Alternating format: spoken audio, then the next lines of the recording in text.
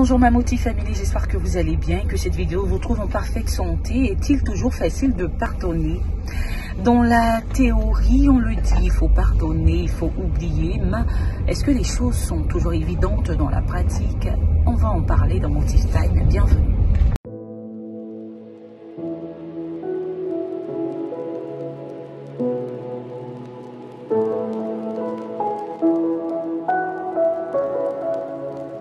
Est-il toujours facile de pardonner? Tout de suite, moi je dis non.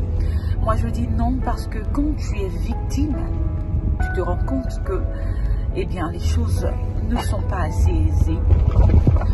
On a été amis, on a tout partagé, nos habits, on a partagé les secrets les plus fous, on a partagé nos joies, nos peines. Et du jour au lendemain, tu découvres en fait que ton ami n'était pas celui ou celle que tu croyais.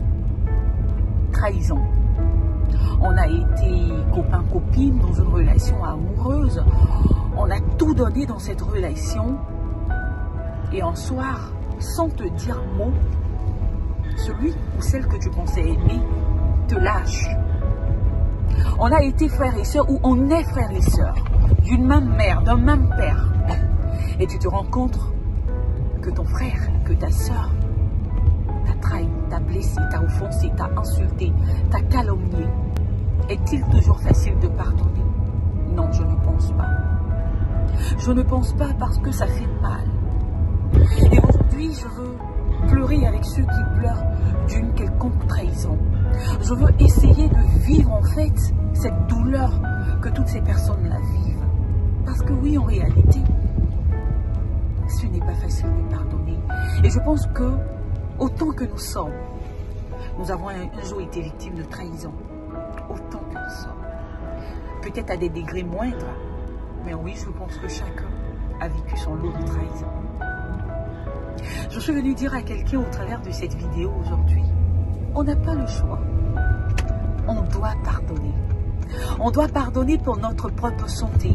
On doit pardonner pour notre propre équilibre. On doit pardonner pour notre propre épanouissement.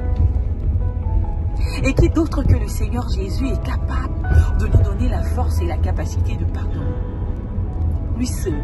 Jésus est capable de t'aider à pardonner, de t'aider à gravir en fait cette pente que tu trouves infranchissable. Jésus, il en est capable. Vous savez, la vie est tellement courte. Ah, je ne vous apprends rien. On meurt de tout et de rien aujourd'hui. Tu vois quelqu'un ce matin, le soir tu demandes, on te dit cette personne ne vit plus. Il y a trop de choses aujourd'hui.